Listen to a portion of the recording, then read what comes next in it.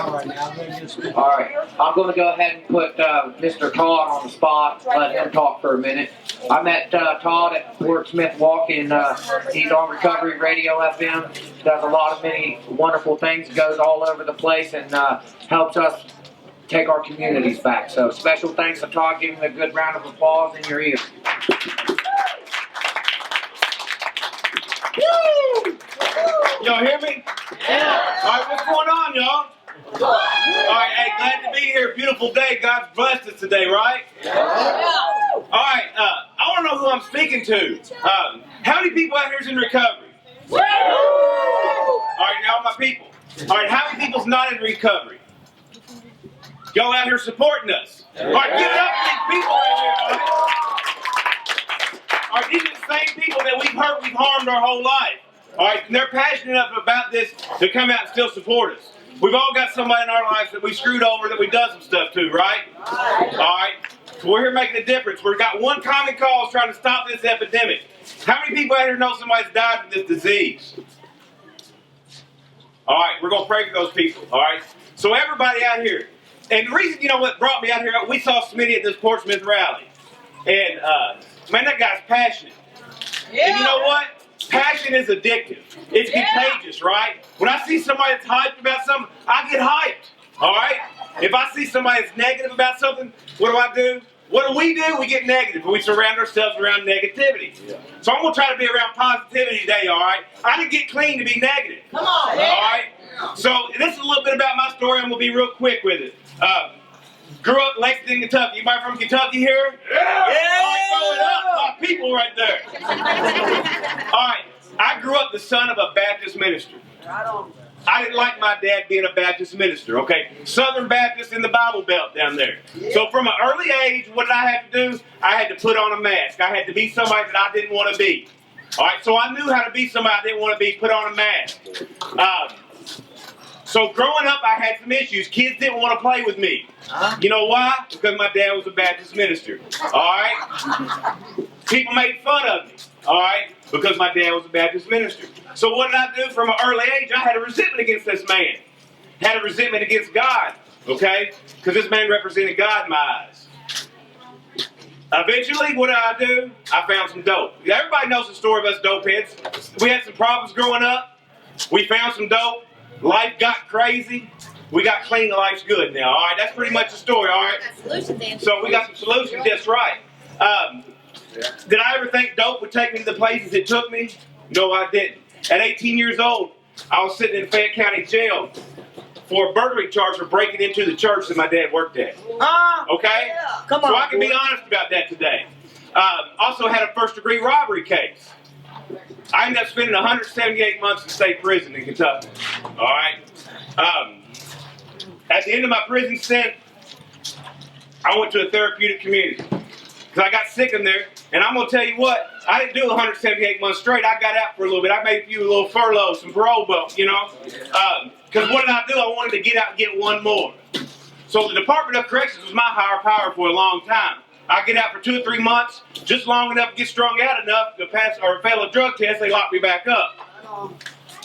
So I never got to realize, they took away my gift of desperation. Come on, boy. You know when that addict has to go down there and we get on our knees, we're crying, we're begging, do anything to get one more? I get locked up before I got that. So I was still having fun.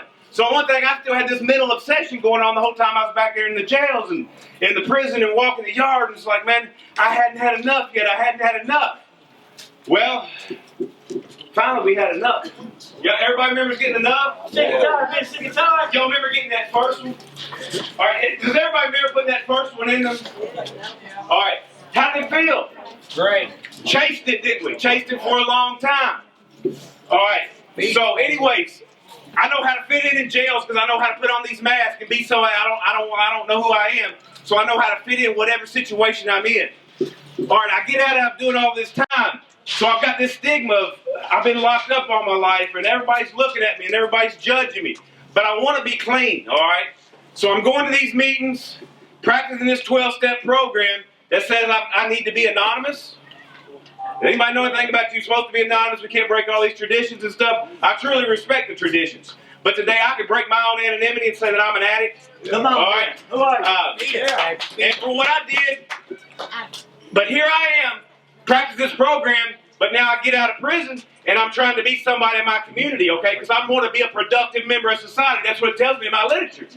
All right, but how do I be a productive member of society when I can't be honest? I got to hide behind some shame of, I'm not an addict, or I'm just like you people. No, I'm not like you people. I'm a drug addict. You know what I mean? I'll do whatever it takes to get one more. I'll take you hostage, and plus I'll steal your purse when you ain't looking. You know what I mean? Because that's stuff that we do.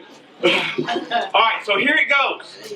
I got this business. People are looking at me like everything's good.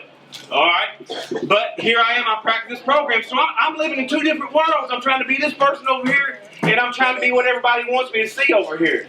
What did that do? After 8 years, I ended up relapsing. I put one in me. Okay, it wasn't by choice at the time. I went through a surgery. Okay, they put medicine in my arm. Once that medicine went through my arm, it was over. That's once that stuff registered in my brain. What did I think about? Man, that was like G.I. Joe with the kung fu grip on me, baby. I couldn't get off. You know what I mean? That stuff was killing me. Because all I could think about was getting one more. So I chased that for a few years. Till what's it say in our literature? It brings us to our knees. Get in good shape. Life's good. To put dope in us, and here we are. On our knees again. Begging. But here I didn't think, I know how to cover this stuff up. I let everybody out here in society think that I'm doing really good.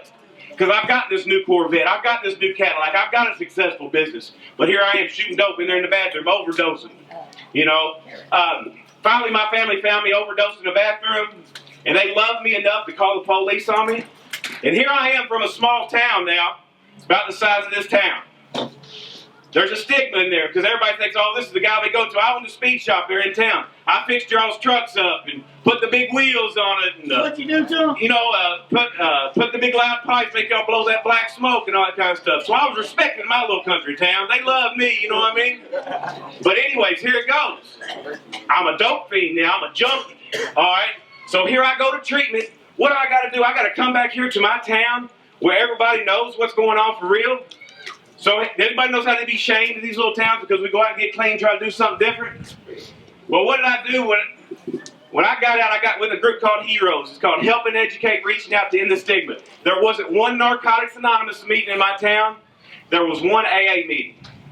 So there wasn't no support. Just like I talked to somebody that said there's no support here in this town right here. I think there's one AA meeting. All right, it's tough to stay clean. When I'm here in treatment, I'm down in Delray Beach, Florida. There's support everywhere. I don't want to come home. I need to see my mama, but I don't want to come home because I don't have support. I don't think I can make it here. Well, I prayed to God and asked God for directions and for Him to open up doors. What ended up happening? I met this group called Heroes. They put on a walk. I walked, and they asked me to speak at this rally, okay? I spoke at the courthouse steps. My opening statement was, my name's Todd, and I'm an addict. What was on the front page of the paper that Wednesday? My name's Todd, I'm an addict. My anonymity was out the window, okay? That's the best thing that's happened in my life since, okay? Since then, me and my dad are on a team together. He's going into churches trying to preach that addiction is a disease because that's the last place an addict's going to go to is a church. Anybody, I'm going to walk down the end of the aisle and say, hey, I'm an addict, I need help. They're going to run. Come on, boy. You know what I mean? I've been shamed all my life. I don't need to be shamed no more, okay? They asked me what I needed for my community. I told my community, hey, I need you guys. I need to say, hey, I need support. I need not to be shamed. I need to be loved. I'm trying to do something different. If this was your kid, what would you all do? All right?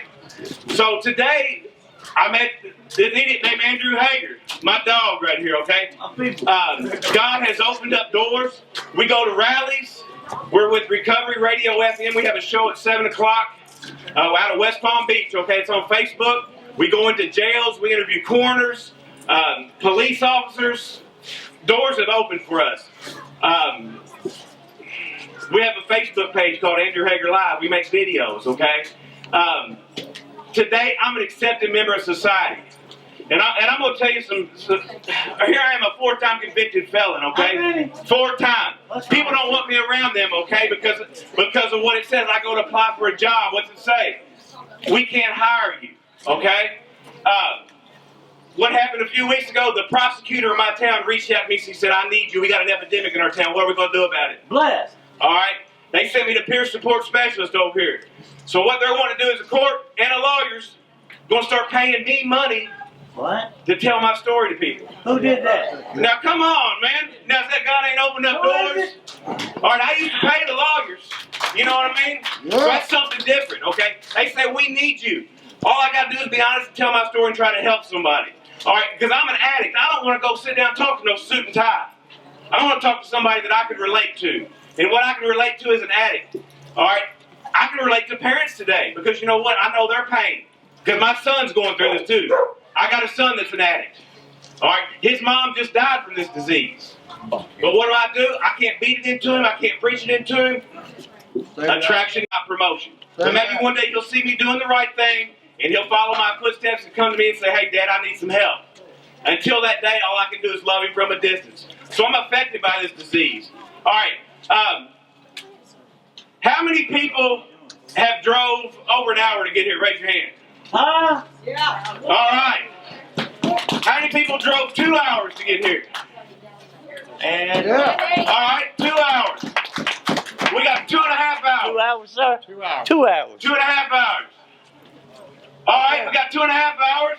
What, 2.5? 3 hours. Who got 2.5? We got 3 hours. All right, we got a battle. Hey, talk about commitment. All right. That's commitment. 3.5 hours. Oh, Lord, now I'm freaking out. All right, give it up for them two over there. Hey, did you all ever think somebody would drive 3.5 hours to come to this little town to hear a message? And to be a part of something? We'd drive it for some dope, though, wouldn't we? All right, then. Hey, that's all I got. I love you guys. Come see us over here. We'll talk to you. We love you guys. We need you.